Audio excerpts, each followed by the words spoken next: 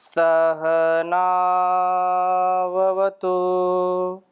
सहनौ भुनक्तु सह वीर्यं करवावहै तेजस्विनावधीतमस्तु मा विद्विषावहै।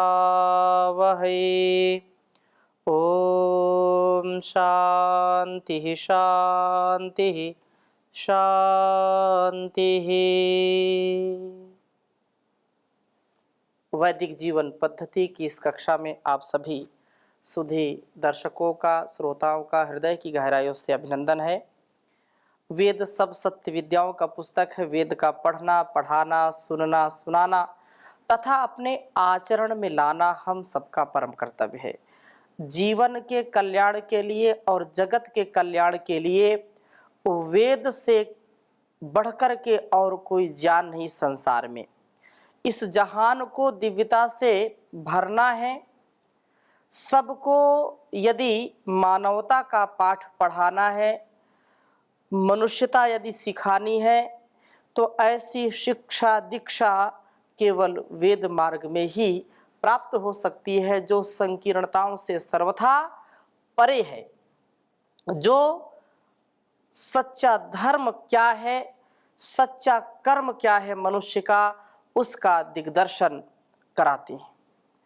इन वेदों के गुण रहस्यों को, इन मंत्रों को समझने का हम प्रयास करें और एक एक मंत्र, एक एक वाक्य जो है, एक एक शब्द है, वो हमारे वाणी में, हमारे व्यवहार में, हमारे गुणकर्म स्वभाव में दिखाई पड़ना चाहिए।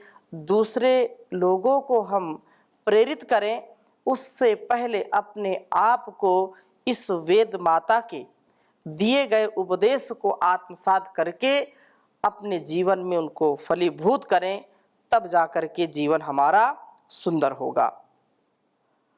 यह जो ज्ञान है, ज्ञान से ही व्यक्ति महान बनता है और जैसा उसका कर्म होगा, जैसा उसका स्वभाव होगा, वैसा ही उसको जन्म मिलता है, वैसे उसको भोग मिलते हैं, वैसे उसको आयु मिलती है।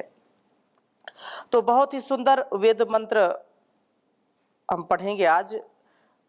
ऋग्वेद के प्रथम मंडल के 164वें सूक्त के 38वें मंत्र का कुछ अभिप्राय मैं आपके समक्ष रखूंगा और इसमें हमको बहुत कुछ सीखने को मिलेगा। इस वेद मंत्र को पहले मैं लिख देता हूं, फिर चर्चा करता हूं। ओम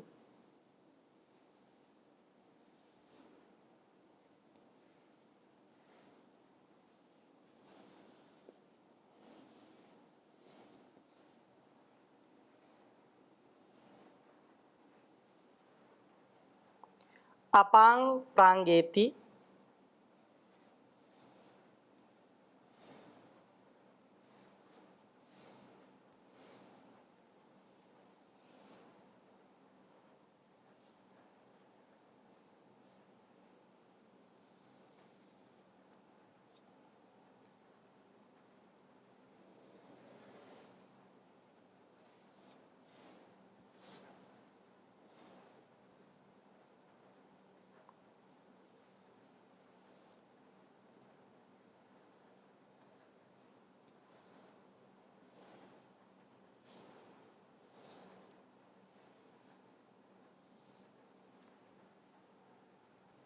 स्वधया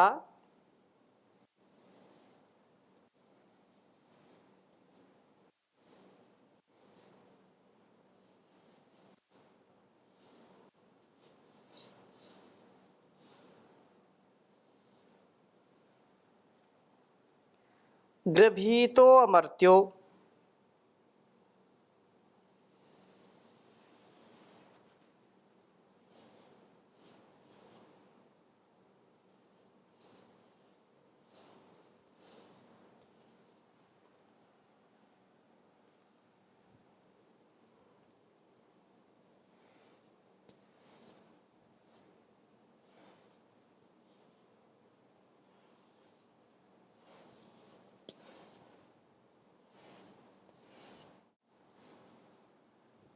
गृहीतो अमर्त्यो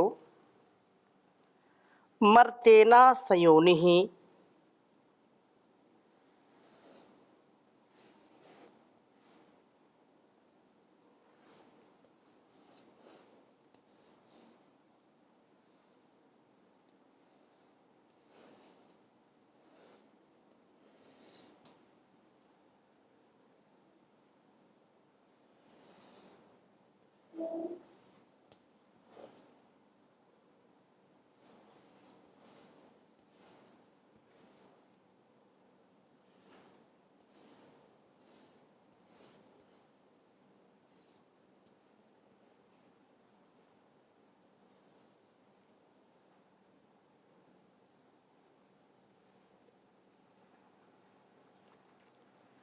ता शश्वन्ता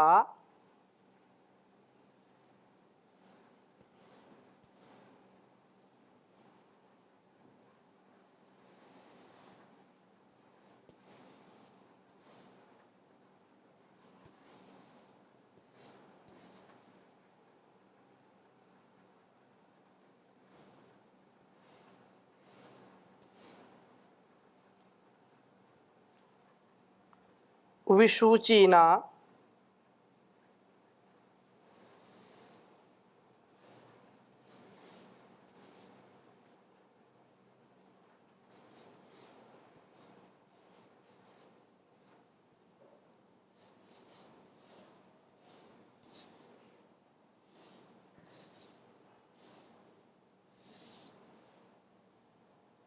वियंता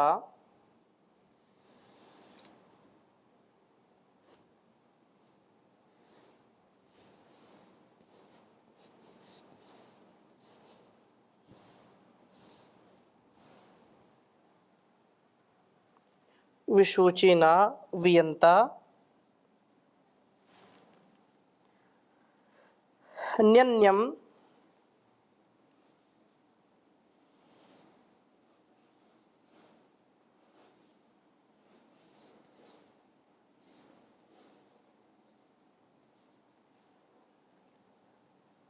चिक्युर्ना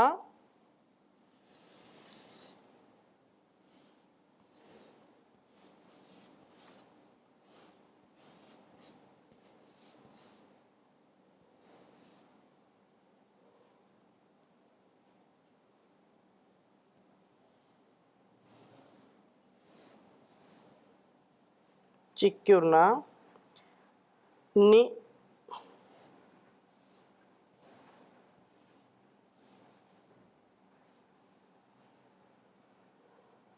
चिक्युरन्यम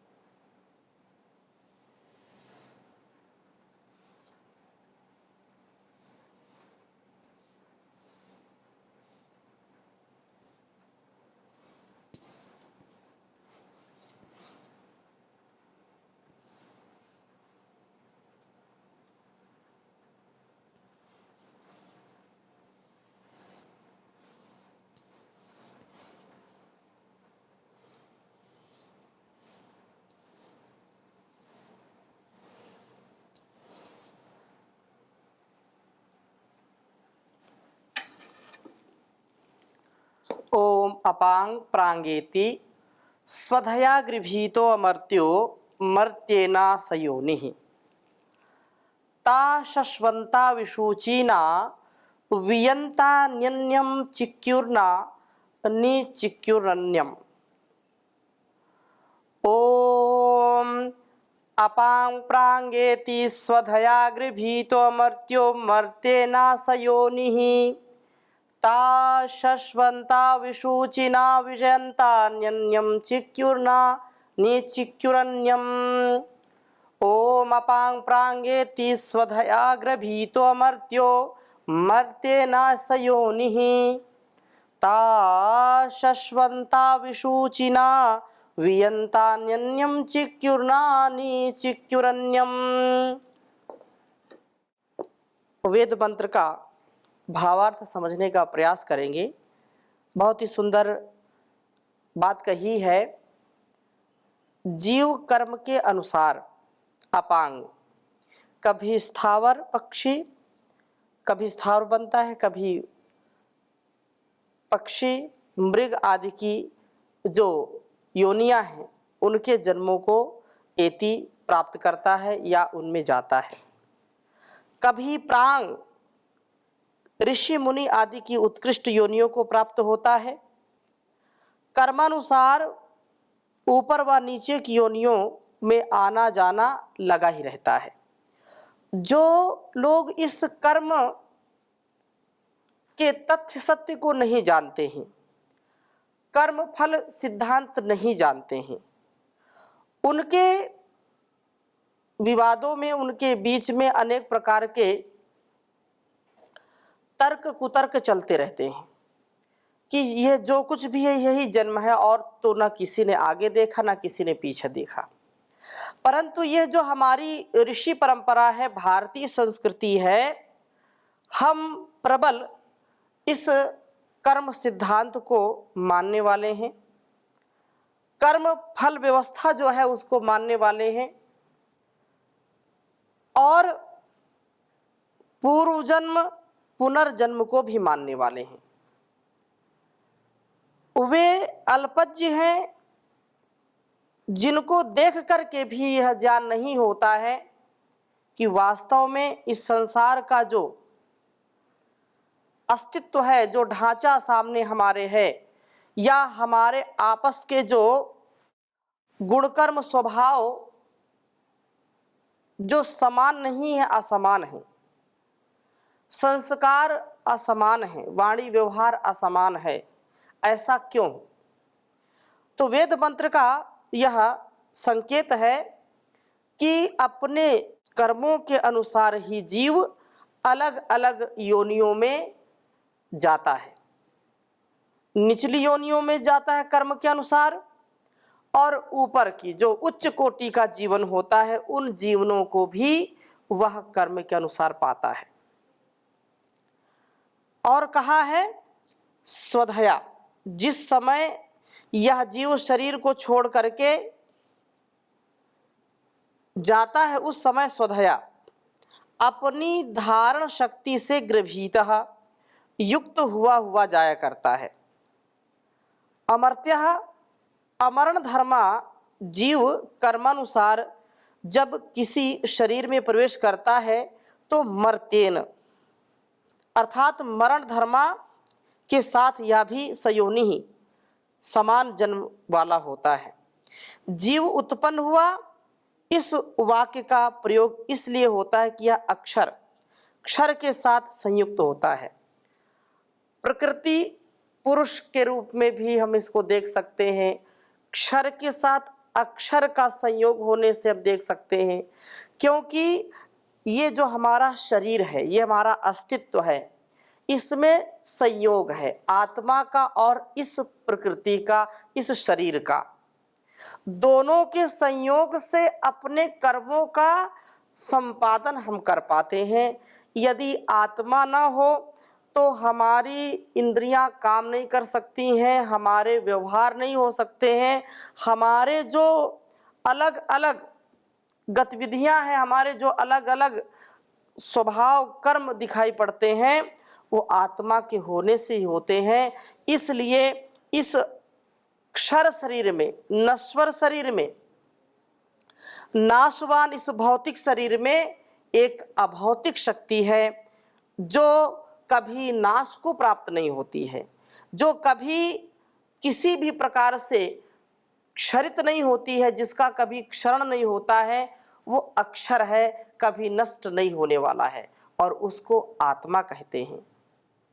तो ऐसे ही इस सारे संसार को हम देखें, जो भी जड़ और चेतन के रूप में हमको दिखाई पड़ रहा है, उस प्रकृति के अलग अलग रूप हमको जो दिखाई पड़ रहे हैं, या मनुष्य की शरीर की यदि हम संरचना देखते हैं तो उस संरचना के पीछे भी जो कारीगर है, जो सबसे बड़ा पुरुष है, उस पुरुष की ये कलाकारी है। परम पिता परमेश्वर की यह रचना देख करके हमको कृतज्ञ होना चाहिए।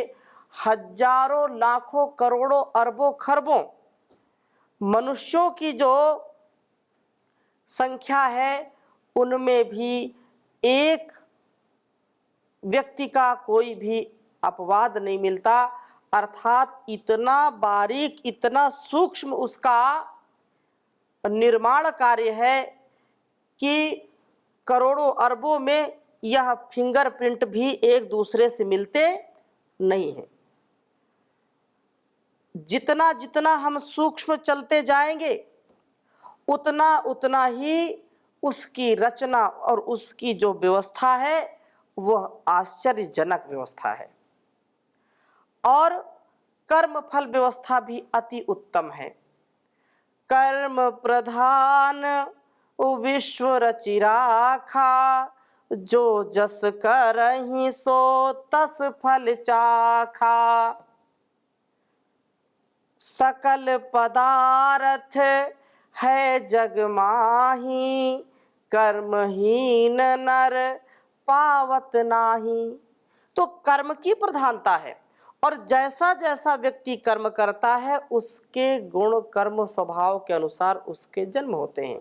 सति मूले तद विपाको जात्यायुर्भोगाः। महर्षि पतंजलि भी इस अभिप्राय को, जो वेद मंत्र यहाँ पर संकेत कर रहा है, वह भी अपने पवित्रतम जीवन को जी करके और हमारे लिए जो उपदेश किया है योग दर्शन में, वहाँ यह बात कहते हैं सति मूले तद विपाको जात्यायुर्भोगाः। जो विपाक है, जो मूल है, उस मूल अर्थात जो जन्म मरण का जो चक्कर चल रहा है, जो बार बार हम जन्म लेते हैं, बार बार मरते हैं और अलग अलग योनियों को प्राप्त करते हैं, उसके पीछे क्या है? तो अविद्या है। अविद्या मूल है। अविद्या, अस्मिता, राग, द्वेष, अभिनिवेश, पंच क्लेशा। तो अविद्या के होने के कारण ये सारे क्लेश हमको सताते हैं, और फिर वैसे ही हम जब गुण कर्म स्वभाव करते हैं, वो आचरण वैसा करते हैं, तो फिर वैसे ही हमारी सति मूले तत् विपाको, जाति वैसी हो जाती है, आयु और भोग वैसा हो जाता है। अब इसमें जो वेद मंत्र में कहा है कि सयोनि ही, समान जन्म वाला होता है, जीव उत्पन्न हुआ, इस वाक्य का प्रयोग इसलिए होता है कि अक्षर क्षर के साथ जन्म लेता है, अर्थात यह व्यक्ति का जन्म हुआ।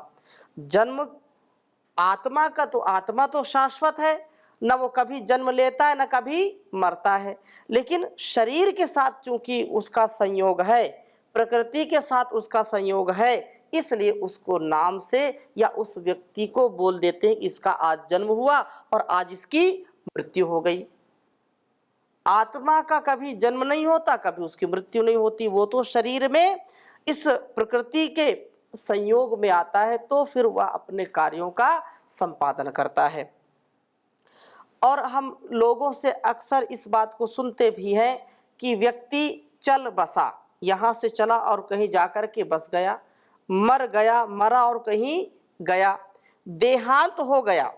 कोई आत्मांत नहीं कहता कि आत्मा का अंत हो गया, देहांत हो गया, अर्थात देह का अंत हो गया, देह अंत हो गया। और इस प्रकार से जीव उत्पन्न हुआ या मर गया, ऐसा जो व्यवहार है वो इसके संयोग से है। ये दोनों क्षर, शरीर और अक्षर जो आत्मा है, ये शश्वंता अर्थात सनातन काल से मिलते चले आ रहे हैं। कब इस पृथ्वी पर जीवन आरंभ हुआ यह बिल्कुल कोई ठीक ठीक कह नहीं सकता। फिर इस पृथ्वी की बात छोड़िए, क्योंकि जब सृष्टि का निर्माण काल चलता है, उसके बाद जब पूरा वातावरण ऐसा हो जाता है कि जीव का जन्म हो, तो परमात्मा की व्यवस्था से होता है। लेकिन यदि हम इसके जन्म और मरण की चर्चा करें तो ऐसी प्रबल मान्यता है, और ऐसा हमारी जो संस्कृति है उसमें यही विशेष रूप से कहा जाता है कि आत्मा, परमात्मा और प्रकृति, ये तीन ऐसे तत्व हैं जो अनादि हैं, अनंत हैं और शाश्वत हैं। ये कभी भी न जन्म लेते हैं न कभी ये मरते हैं, इनका कभी कोई आदि नहीं है और न इनका कभी कोई अंत है। इस दृष्टि से हम समझें ये सनातन काल से चले आ रहे हैं। और ऐसी बात भी नहीं, विसूची ना, ब्रह्मांड में चारों ओर भिन्न भिन्न लोकों में ये जाने वाले होते हैं। ये भी एक स्पष्ट हमको ज्ञान होना चाहिए कि हम इस पृथ्वी पर हैं तो हमको लगता है कि केवल ये पृथ्वी ही है जो परमात्मा ने बनाई है और यही केवल जीवों के भोग के लिए है। ऐसा क्यों कहते हैं? क्योंकि हमको यही पता है कि यही पृथ्वी है। पता नहीं और भी कितने, जैसे करोड़ों सूर्य ब्लैक होल में समाये हुए हैं, ऐसा वैज्ञानिक मानते हैं। तो यह भी कोई अतिशयोक्ति नहीं होगी कि ऐसे और इससे भी सुंदर कोई लोक होंगे, पृथ्वी लोक, जो जहाँ पर उस परमात्मा के द्वारा इस जीव का जो स्वर्ग नरक की भी जो एक बात चलती है, कोई इसमें आश्चर्य नहीं है कि उसके गुणकर्म स्वभाव के अनुसार उसको वैसे वैसे भोग, योनि आदि जो भी जाति के रूप में, जन्म आयु के रूप में जो कुछ भी मिलता है उसको काटना ही पड़ता है। अवश्यमेव भोक्तव्यम कृतम कर्म शुभाशुभम ना भुक्तम क्षीयते कर्म जन्म कोटि शतैरपि। कहा कि मन से, वाणी से और व्यवहार से, अर्थात शरीर से जो कुछ भी हम कर्म करते हैं उसका परिणाम हमको भोगना ही पड़ता है, कुछ भी हम कर लें। एक जन्म नहीं, सैकड़ों जन्म, जन्म कोटि शतैरपि, अनेक जन्म हम ले लें, कितने भी जन्म ले लें, लेकिन जो हमने मन से, वाणी से बोला है, शुभ या अशुभ, पुण्य या पाप, धर्म या अधर्म, जो कुछ भी किया है उसका परिणाम अवश्यंभावी है, उसको हम भोगेंगे ही भोगेंगे। इसलिए ये बात कही है कि विसूचिना, चारों ओर जो भिन्न भिन्न लोक हैं उनमें जाने वाली होती। इतना ही नहीं, ये वियंता विरुद्ध विरुद्ध स्थितियों में जाने वाले होते हैं।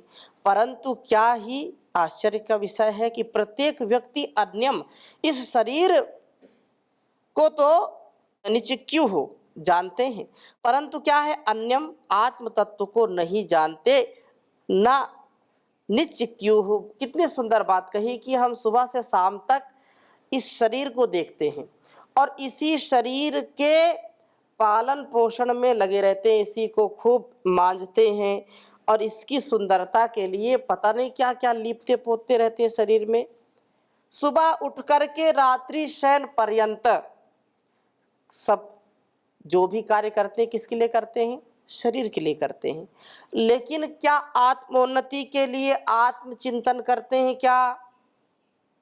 कभी उसके प्रति एकाग्र होकर के उसके उत्थान के लिए कोई कार्य करते हैं क्या? जो करते हैं उनको नमस्कार है और जो नहीं करते हैं उनको आत्मचिंतन करने की आवश्यकता है कि यह जो क्षर है इसी से काम नहीं चलेगा, जो अनित्य है, जो भौतिक है, इसी की साधना से काम नहीं चलेगा। क्योंकि मुख्य तो अक्षर की उपासना है, मुख्य तो आत्मोन्नति है, मुख्य तो आत्मचिंतन के साथ आत्म कल्याण, आत्मनो मोक्षार्थम जगत हिताय च, ऐसी जो भावना है इस भावना को प्रबल रखना है। तो यह वेद मंत्र हमको बताता है कि मनुष्य अपने कर्मों के अनुसार उच्च और निम्न भिन्न भिन्न योनियों को प्राप्त होता है और उन लोकों को भी जो है उन लोकों में जन्म लेता है। आश्चर्य है कि वह शरीर को जानता है परंतु आत्म तत्व को और उसका जो ध्यान है उस ध्यान नहीं लगाता। इसलिए यह परम आवश्यक है कि हम वेद स्वाध्याय करें, वेद में अपने जीवन को संवारने का प्रयास करें और सुसंगत में आए। संगति में ही जीवन है, संगति में ही हमारे सामर्थ्य और साहस उत्साह की भरपाई होती है, अर्थात ये हमको प्राप्त होते हैं। इसलिए कहा है सदा जो सुसंगत में आते रहेंगे, विवेकी स्वयं को बनाते रहेंगे। मिलेगी नहीं शांति उनको कभी भी, जो परमात्मा को भुलाते रहेंगे। बनेंगे कभी मुक्त जीवन में वे भी, जो चाहो को अपनी घटाते रहेंगे। उन्हें ही वह सुख सिंधु स्वामी मिलेंगे, जो दुखियों के सुख को दिलाते रहेंगे, जो दुखियों को सुख देते जाते रहेंगे। उन्हीं की बनी और बनती रहेगी, जो बिगड़ी किसी की बनाते रहेंगे। जो कुछ दिखता है रहेगा न सब दिन, कहाँ तक यहाँ मन लगाते रहेंगे। पथिक अपने में अपने प्रीतम को पाकर, महोत्सव निरंतर मनाते रहेंगे। सदा जो सुसंगत में आते रहेंगे, विवेकी स्वयं को बनाते रहेंगे। विवेकी स्वयं को बनाते रहेंगे। तो विवेक पूर्वक, ज्ञान पूर्वक, वैराग्य पूर्वक जीवन को जिए और अपने प्रत्येक कर्म का ध्यान हमको होना चाहिए कि हम सत्य के मार्ग पर चल रहे हैं कि असत्य के, धर्म के मार्ग पर चल रहे हैं कि अधर्म के। अनेक प्रकार से आत्मनिरीक्षण करते हुए, आत्म अनुकूल आचरण करते हुए जीवन को जिए। तो इन्हीं शुभ भावनाओं के साथ आज की कक्षा को यहीं पर विराम देते हैं। शेष चर्चा अगली कक्षा में करेंगे। ओम शांति शांति शांति।